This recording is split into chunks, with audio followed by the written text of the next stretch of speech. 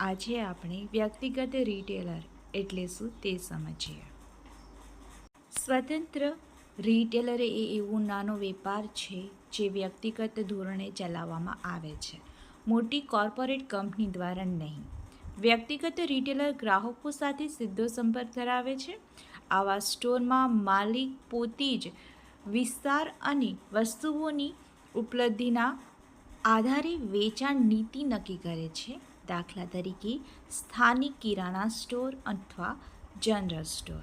મિત્રો, વ્યક્તિગત માલિકી એટલે તો કે જે છે એ વ્યક્તિ સ્વતંત્ર સ્ટોર ધરાવે છે, જ્યાં પરિવારના સભ્યોની મદદથી પોતાનો સ્ટોર છે એ ચલાવવામાં આવતો હોય છે.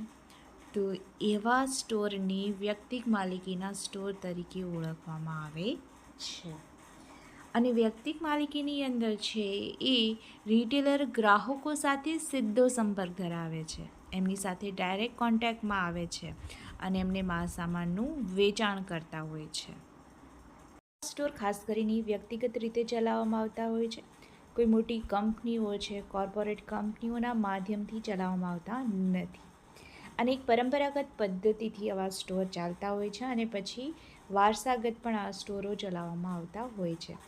આ સ્ટોરનો વિસ્તાર કેટલો રાખવો, એમાં કઈ ચીજ વસ્તુઓનું વેચાણ કરવું, આને લગતી દરેક નીતિ નિયમો છે, એની વ્યૂહરચનાઓ છે, એ સ્ટોરનો માલિક જાતે જ બનાવે છે અને એ પ્રમાણે તે અમલીકરણ કરે છે.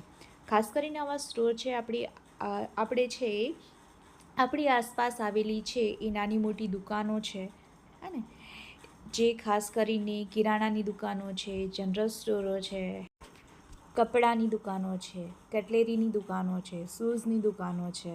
એ જ રીતે સ્વતંત્ર રિટેલરની અંદર છે એ વ્યક્તિ સ્વતંત્ર રીતે પોતાની રીતે છે એમાં સામાનનું વેચાણ કરે છે અને ડાયરેક્ટ ગ્રાહકો સાથે સંપર્કમાં આવતો હોય છે.